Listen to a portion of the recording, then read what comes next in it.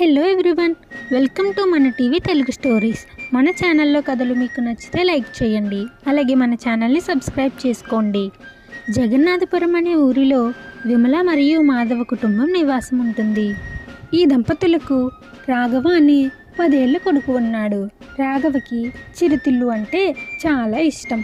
ప్రతిరోజు పాఠశాలకి వెళ్ళేటప్పుడు అమ్మా, చకోడీలు కొనుక్కోవటానికి డబ్బులు ఇవ్వవా అని రాఘవ అడగగానే విమల డబ్బులు ఇచ్చేది. అలా కొంతకాలం తర్వాత, అమ్మా, జంతికలు కొనుక్కోవటానికి డబ్బులు ఇవ్వవా రాఘవ, ఈరోజు నా దగ్గర చిల్లర లేవు. స్కూల్ నుంచి వచ్చాక ఇస్తానులే. స్కూల్కి వెళ్ళు, టైం అవుతుంది కదా. లేదమ్మా, నువ్వు డబ్బులు ఇస్తేనే నేను స్కూల్కి వెళ్తాను, లేదంటే స్కూల్కి వెళ్ళను అని రాఘవ అనేసరికి మాధవ్కి బాగా కోపం వస్తుంది. రాఘవ, మర్యాదగా స్కూల్కి వెళ్ళు, లేదంటే 2 దెబ్బలు తగులుతాయి. ఏమండి, మన రాఘవ ఇంకా చిన్న పిల్లవాడే కదా, పెద్దవితే మారతాడులేండి. ఇలా గారాబం చేసి ప్రతిరోజు డబ్బులు ఇవ్వటం వల్లనే రాఘవ ఇలా తయారయ్యాడు. రేపటి నుంచి డబ్బులు లేకుండానే రాఘవ స్కూల్కి వెళ్ళాలి. సరే అండి, మీరు చెప్పినట్లే చేస్తాను అని విమల చెప్పేసరికి మాధవ అక్కడి నుంచి వెళ్ళిపోతాడు. అలా ప్రతిరోజు మాధవకి తెలియకుండా రాఘవకి డబ్బులు ఇచ్చి స్కూల్కి పంపించేది. ఒకరోజు విమలకి విసుగు వచ్చి డబ్బులు ఇవ్వటం మానేస్తుంది. అప్పుడు రాఘవ తండ్రి చొక్కా నుంచి డబ్బులు తీసుకుని ఖర్చు చేసేవాడు. అలా ఒకరోజు రాఘవ తండ్రి చొక్కాలోంచి డబ్బులు తీస్తుండగా మాధవ చూసి, ఏంటి రాఘవ, దొంగతనాలు కూడా చేస్తున్నావా అని మాధవ రాఘవని మందలించేసరికి విమల వెనకేసుకొని వస్తుంది. ఒకరోజు రాఘవ ఊర్లో దుకాణంలో దొంగతనం చేస్తాడు. ఆ దుకాణ యజమాని, అమ్మా విమల, మీ రాఘవ మా దుకాణంలో దొంగతనం చేశాడు.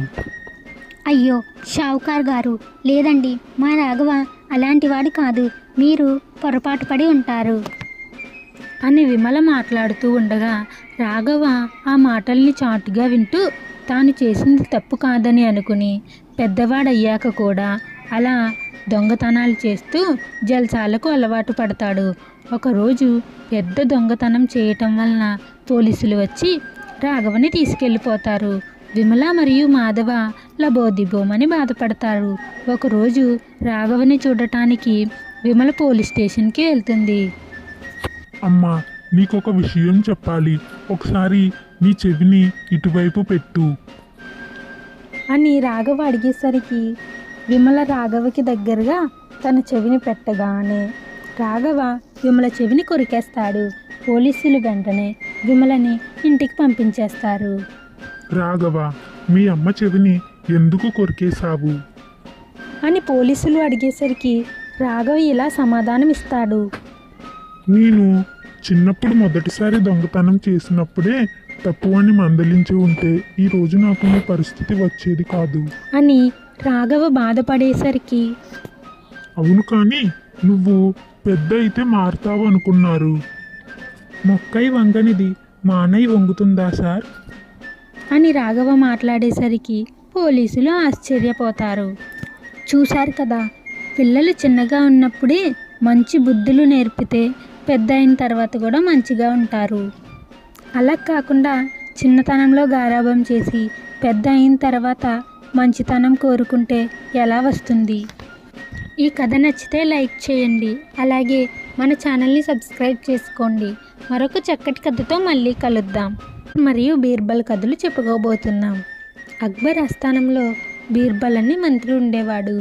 ఆయన ఏ సమస్యనైనా తన తెలివితేటలతో చాలా సులభంగా పరిష్కరించేవాడు.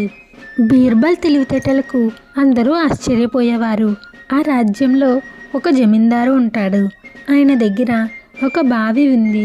దానిని ఒక రైతుకి అమ్ముతాడు. ఒకరోజు ఆ రైతు బావిలో నీళ్లు తోడుకోవడానికి వస్తాడు. అప్పుడు ఆ జమీందారు రైతుతో, నేను నీకు బావి మాత్రమే అమ్మాను, కానీ అందులో నీటిని అమ్మలేదు. అదేంటి జమీందారు గారు, నేను బావి కొనుక్కున్నాను కాబట్టి అందులో నీళ్లు కూడా నావే కదా. అదేం కుదరదు. నీకు నీళ్లు కావాలంటే దానికి తగిన ధనం ఇచ్చి తోడుకో. అని చాలా అహంకారంతో ఆ జమీందారు మాట్లాడేసరికి రైతుకి బాగా కోపం వస్తుంది. ఇది చాలా అన్యాయం జమీందారు. మనం ఈ విషయాన్ని రాజు దగ్గరే తేల్చుకుందాం. అని రైతు కోపంగా మాట్లాడేసరికి ఆ జమీందారు సరే తేల్చుకుందాం. కొనుక్కున్న నీకే అంత అహంకారం ఉంటే అమ్మిన నాకు ఇంకెంత ఉండాలి. సరే పదా అని ఇద్దరు మహారాజు దగ్గరికి వెళ్ళి జరిగిన విషయం అంతా చెప్తారు. అక్బర్ అంతా విని తన మంత్రి వైపు చూసి సమస్యను పరిష్కరించమంటాడు. బీర్బల్ ఈ సమస్యలో జమీందారు తప్పు కనిపిస్తుంది, కావున ఈ జమీందారుకి తగిన గుణపాఠం చెప్పాలి అని ఆలోచిస్తూ జమీందారు వైపు చూసి ఇలా అంటాడు. సరే, నువ్వు కేవలం బావి మాత్రమే అమ్మావు, నీళ్ళు అమ్మలేదు కదా. అని బీర్బల్ అడిగేసరికి జమీందారు చాలా సంతోషంగా అవును, నేను బావి మాత్రమే అమ్మాను, ఆ నీళ్లు నాకే చెందుతాయి. అని జమీందారు అనేసరికి బీర్బల్ ఇలా అంటాడు. అయితే బావి రైతుకే చెందుతుందంటావు? అవును, బావి రైతుదే. సరే, అయితే రైతు బావిలో నీ నీళ్లు ఉన్నాయి, వెంటనే నీళ్ళన్నీ తోడుకుని వెళ్ళిపో, లేదా నీ నీళ్లు రైతు బావిలో పెట్టుకున్నందుకు రైతుకు అద్దె చెల్లించు. అని బీర్బల్ తీర్మానించేసరికి జమీందారు ముఖం వాలిపోతుంది. చేసిన తప్పు ఒప్పుకుని రాజు కాళ్ళు మీద పడతాడు. బీర్బల్ తీర్పుకు రైతు ఎంతో సంతోషించి చాలా ధన్యవాదాలు రాజుగారు, నేను మీకు రుణపడి ఉంటా అని రైతు చెప్పేసరికి అక్బర్ తన మంత్రిని అభినందిస్తాడు. ఈ అక్బర్ బీర్బల్ కథ మీకు నచ్చితే లైక్ చేయండి, మన ఛానల్ని సబ్స్క్రైబ్ చేసుకోండి. మరొక మంచి కథతో మళ్ళీ కలుద్దాం.